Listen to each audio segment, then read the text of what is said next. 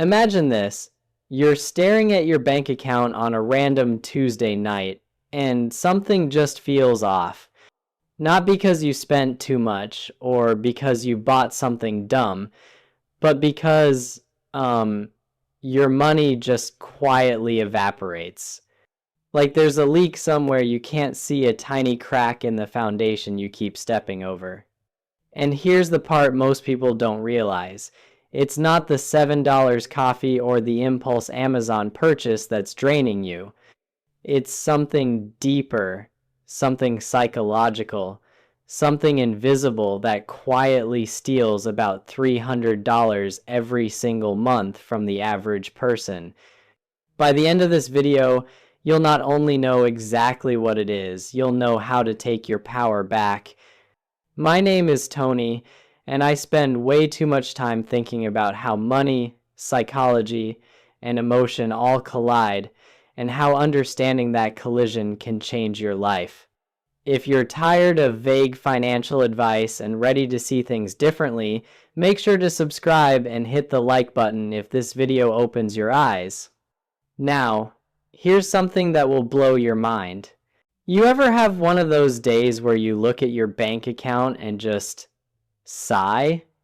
Not because something catastrophic happened, but because something quiet did.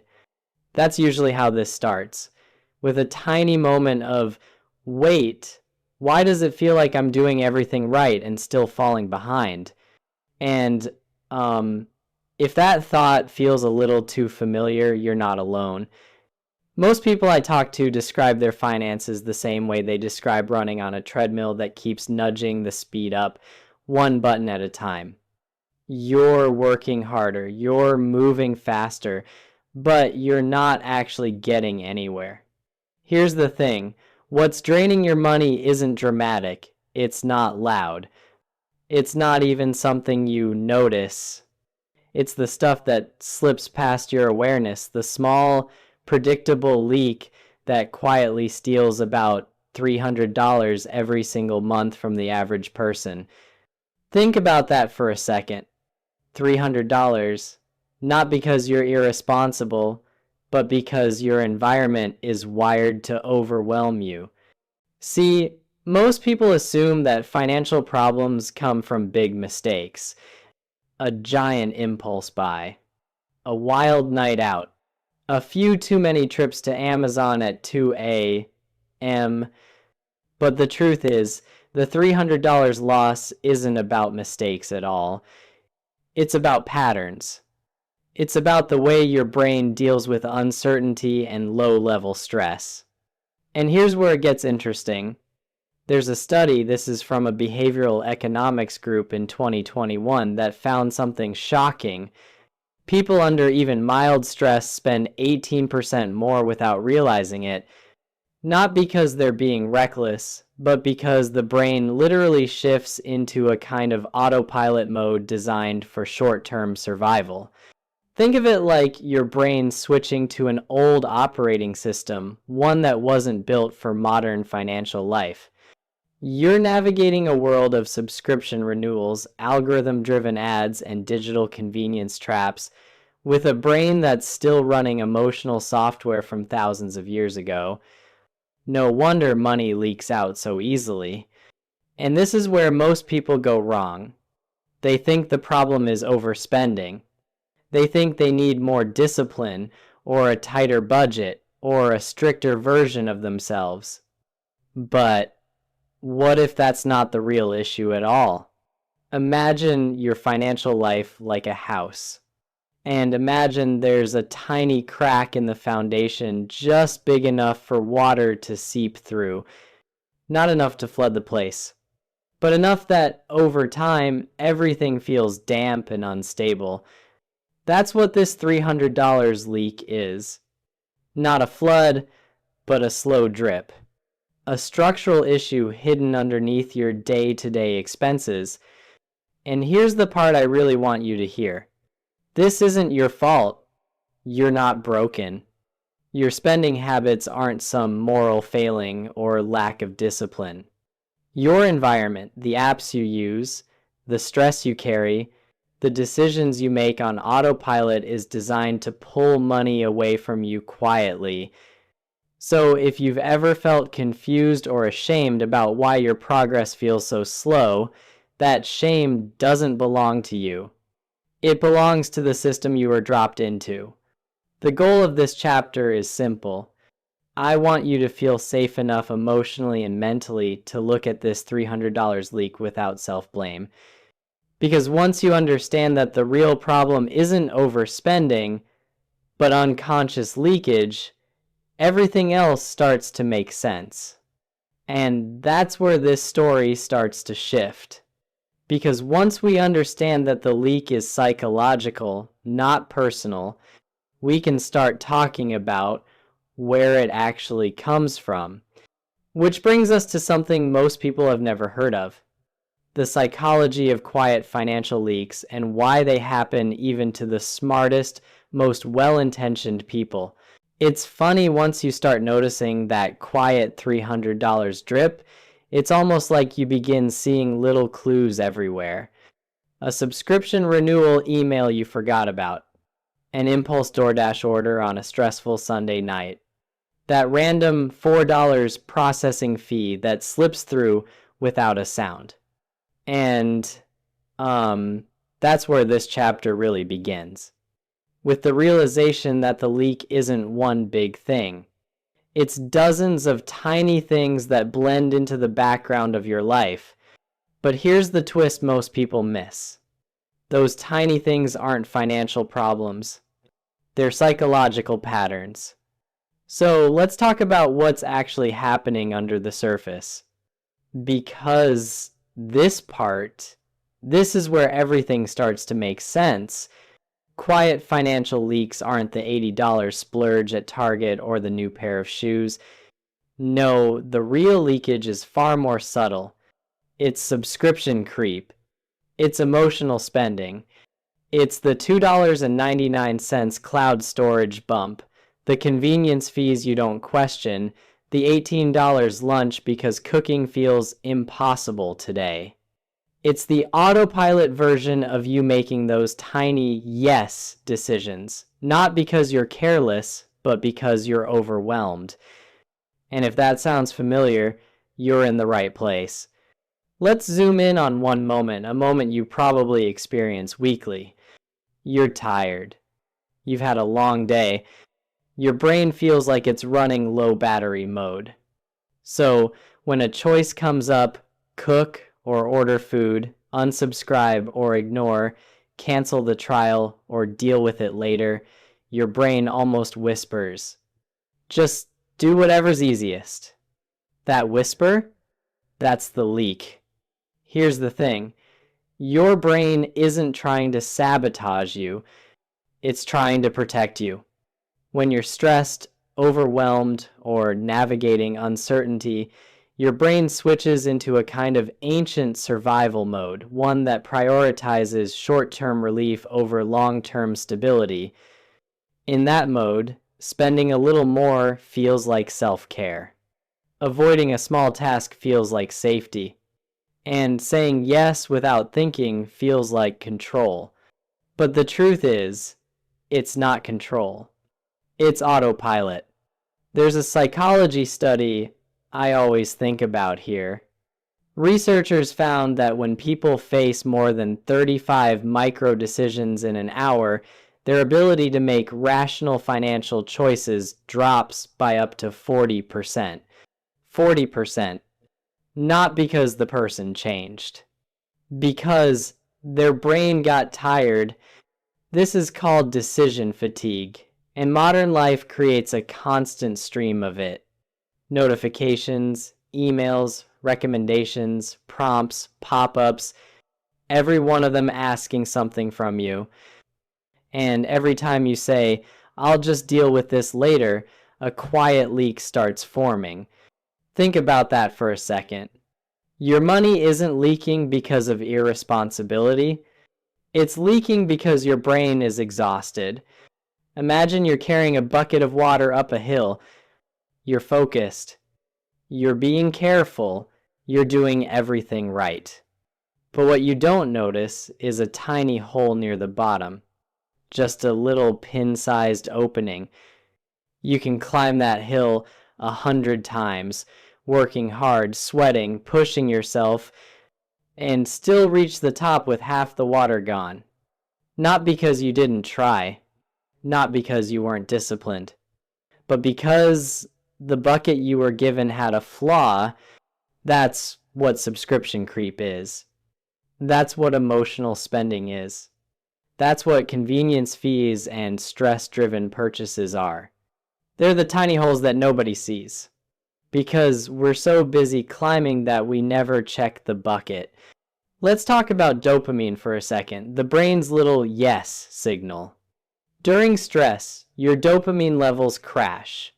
So your brain starts looking for micro hits of relief, not big ones, not shopping sprees, just the small, soothing pleasure of saying sure to a subscription, the temporary comfort of ordering takeout, the instant reward of tapping pay now instead of dealing with the emotional weight of the decision. Each of those little hits feels harmless, but together, they form the $300 monthly drip. And this is where most people go wrong. They try to fix the spending, but the spending is just a symptom.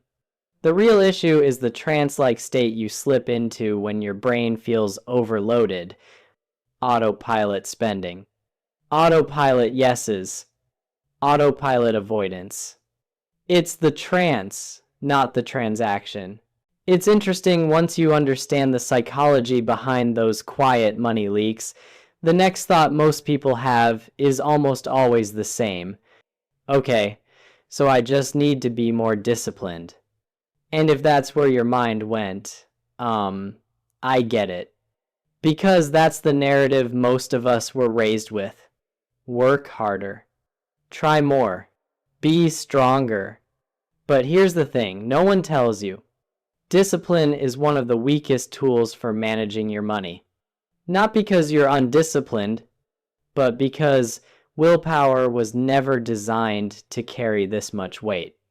In this chapter, I want to challenge the entire idea that you need more motivation or more self-control to fix your financial habits. Because if you've been trying to push yourself harder and it still isn't working, it's not because something's wrong with you. It's because you've been using the wrong strategy.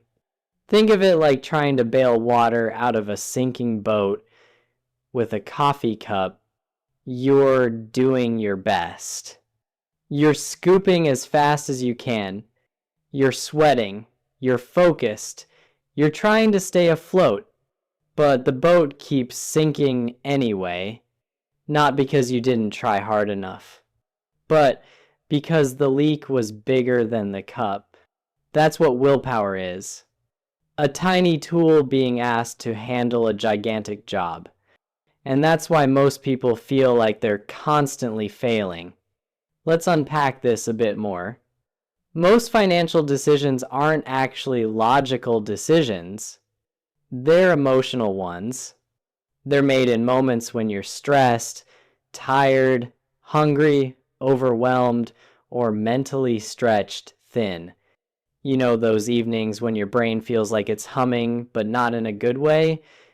Where you're scrolling through your phone, half present, half exhausted? Those are the moments when your money decisions happen. Not the next morning when you feel refreshed and motivated. Not after watching a productivity video. Not after reading a financial tip. No, your real financial life happens in the in-between spaces. The low-energy moments, the rushed mornings, the I'll deal with it later afternoons. And here's the truth nobody teaches you. When your mind is overwhelmed, willpower shuts down. Not metaphorically, literally. Your brain has a finite amount of cognitive resources. Once those resources dry up because of work stress, emotional residue, or decision overload, your logical brain goes offline. and the survival brain takes over. There's a study from Wake Forest University that still blows my mind. Researchers found that people under heavy cognitive load were 65% more likely to choose short-term gratification over long-term benefits, even when the long-term option was obviously better. Not because they didn't understand the logic, not because they didn't care, but because the brain simply couldn't access its long-term thinking centers anymore. Think about that for a second. If your brain is tired, stressed, or emotionally overloaded, it physically cannot choose the responsible option consistently. So, when people say, "I just need more discipline," what they're really saying is, "I need my tired brain to perform at a level it's not designed for." That's not discipline, that's self-punishment. You're pushing a giant boulder up a hill. You're straining. Your muscles are shaking. Every part of you is exhausted. And then someone walks by and says, "Hey, have you tried pushing harder?" That's what traditional financial advice sounds like. It ignores the weight. It ignores the hill. It ignores the exhaustion. Willpower tells you to push harder. Psychology tells you to stop and ask, why am I rolling a boulder up a hill in the first place? Because here's the truth. You don't have a willpower problem. You have a system problem, a load problem, a brain that's tired problem. And no amount of discipline will fix exhaustion. There's this moment, and maybe you've felt it, where you catch yourself spending money in a way that doesn't even feel like you. Not reckless, not dramatic, just off. Almost like you're watching someone else make the decision for you. And that's exactly where this chapter begins. Because once you understand why willpower keeps failing, the next question becomes, then what is controlling my financial behavior? And the answer is both surprising and incredibly human. It's your identity. Or, more accurately, the gap between who you think you are and who you act like financially. This is the part of the story most people never look at. We talk about budgets, habits, discipline, mindset, but almost no one talks about the version of yourself you financially support without realizing it. I call it identity drift. Identity drift happens when your spending quietly shifts to match your environment, your stress, your friend group, your routines, or even your insecurities, instead of your core values. It's like living in a house you never consciously designed. The furniture feels familiar, but not intentional. The colors feel comfortable, but not chosen. And when your financial life is shaped by everything around you instead of everything within you, leaks are inevitable. Let's go deeper. Every single spending decision, and I really mean every single one, flows from a moment of identity. Not logic. Not price comparison. Not math. Identity. The version of you who feels stressed buys differently than the version who feels confident. The version of you who wants to belong spends differently than the version who feels secure. The version of you who's tired or overwhelmed acts like someone who just needs relief, not someone who's thinking about long-term stability.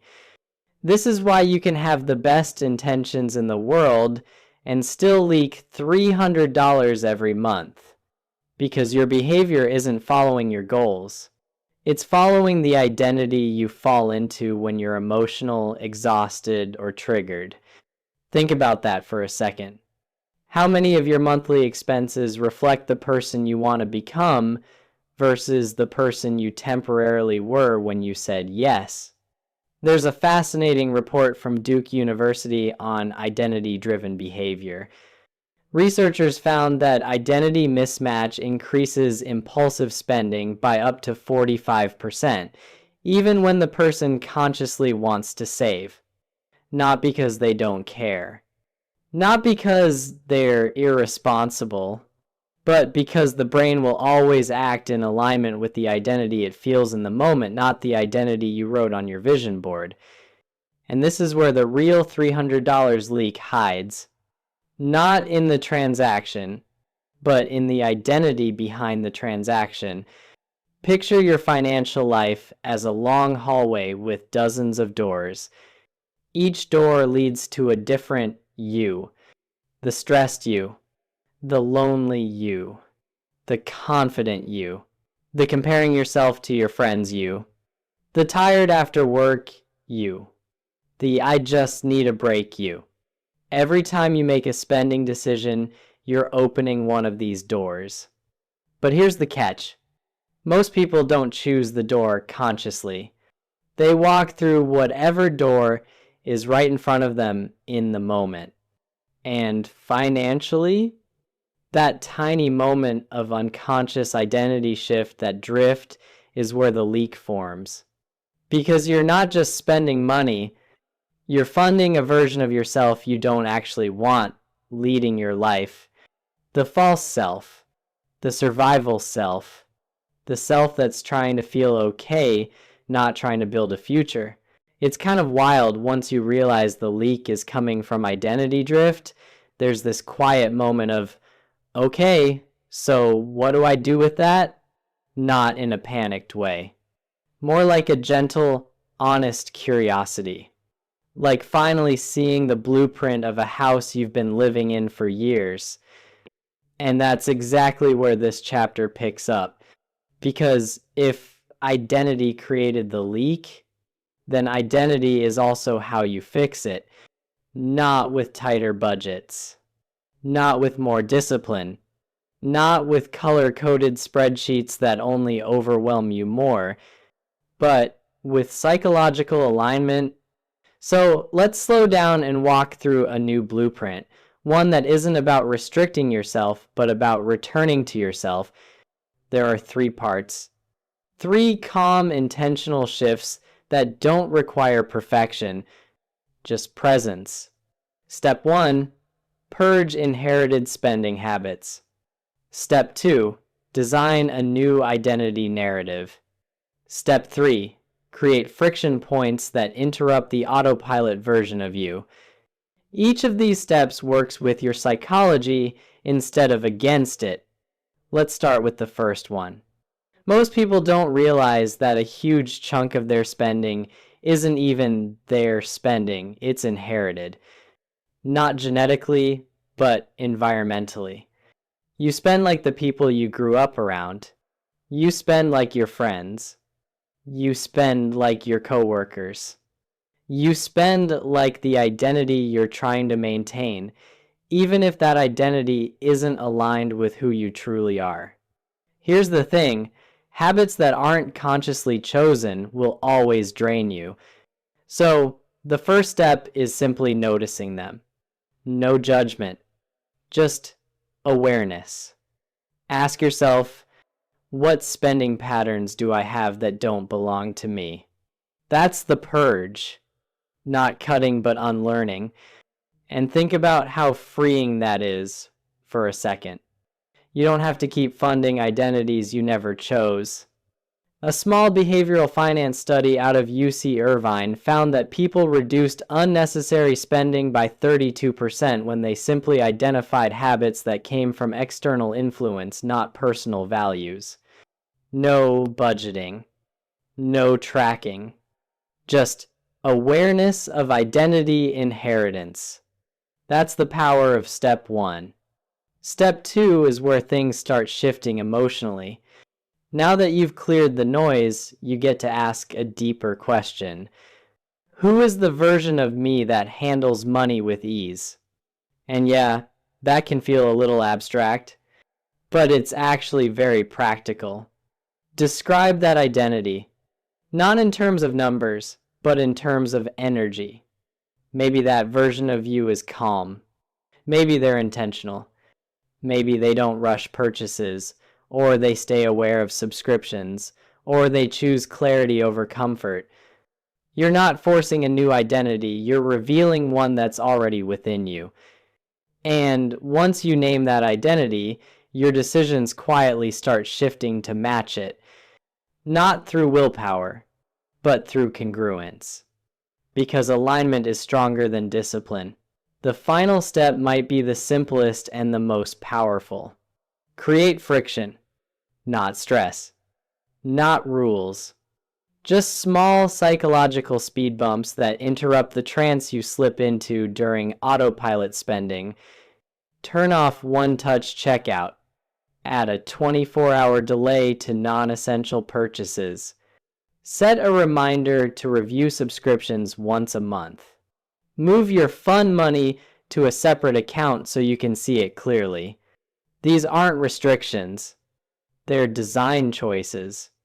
You're designing an environment that supports your identity instead of sabotaging it. And this is where most people go wrong. They try to change their behavior without changing their environment.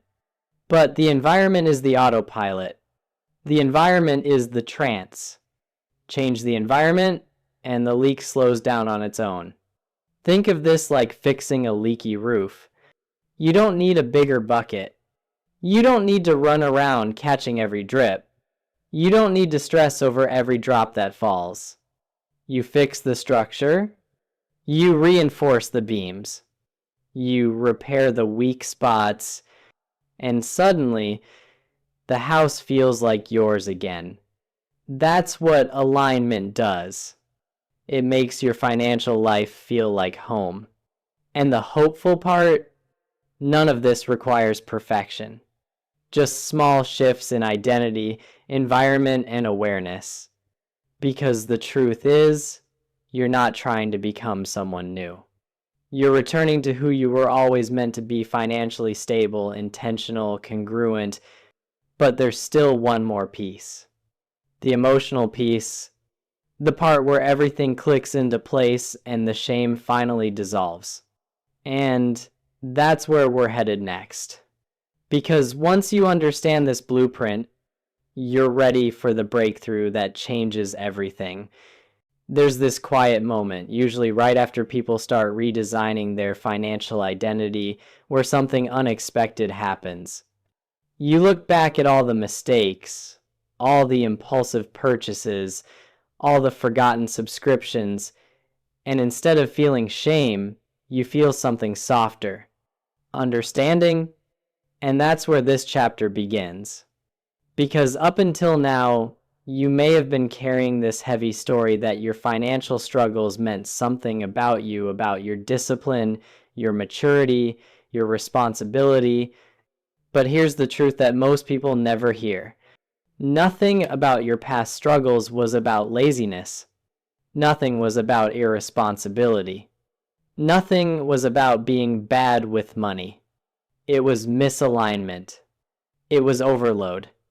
It was survival mode thinking inside a world that demands clarity you were never taught to create. If that hits you a little emotionally, that's okay. It's supposed to. In this moment, we're not focusing on budgets or habits. We're focusing on you, the emotional part of you that needs to be understood before anything can truly change. Because financial healing doesn't happen through strategy. It happens through compassion. You can't build a new identity on top of shame. You can build it only on top of truth. And the truth is, you've been doing your best with the tools you had. Let's revisit the moments you might still be blaming yourself for. Think about that night when you ordered takeout because you couldn't deal with cooking. That wasn't irresponsibility. That was exhaustion. Think about the months you avoided looking at your subscriptions. That wasn't carelessness. That was emotional overwhelm, your brain protecting you from one more decision.